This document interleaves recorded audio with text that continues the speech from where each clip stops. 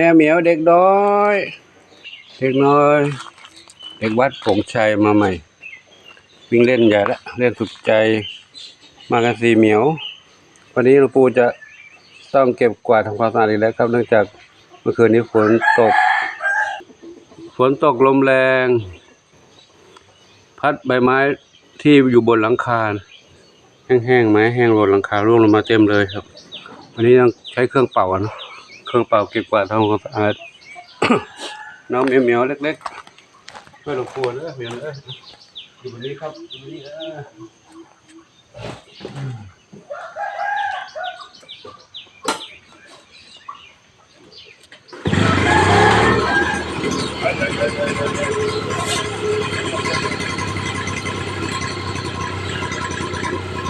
ลงเลย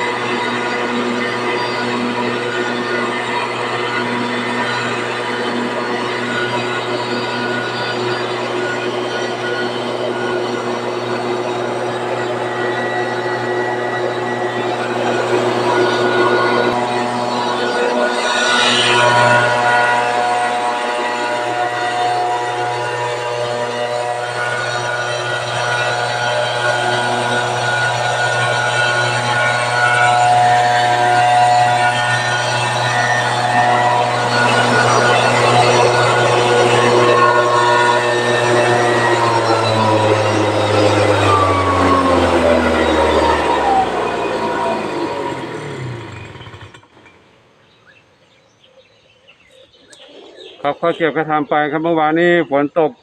ลมแรงใบพัดใบไม้ร่วงลงใบไม้แห้งที่มันร่วงลงแล้วจากของเดิมสะสมอยู่บนหลังคา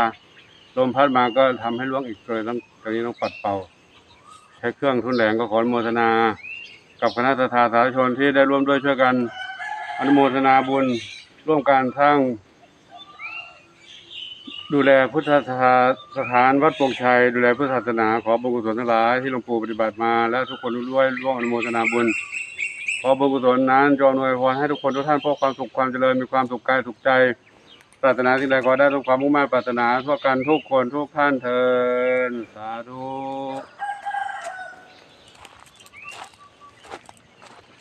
ครับก็ขอยุติคลิปนี้ไว้เท่านี้ก่อนเนาะแต่ว่าเดี๋ยวต้องทำงานต่อมีอีกหลายจุดที่ยังไม่ได้เป่าเนาะเขาขออนุโมทนาสาธุกับทุกท่านที่ได้ร่วมด้วยช่วยกันทำร่วมบำรุงพุทธศาสนาดูแลพุทธสถานวัดโป่งชัยขอบุญกุศลนั้นจงสำเร็จสมปรารถนาทุกประการเถิดสาธุแมวเหมียวให้กำลังใจหลวงปู่ดีจังเลยนั่งรอหลวงปู่ทำงานช่วยดูแลหลวงปู่เนาะเหมียวเนาะโอ้เก่งเก่ง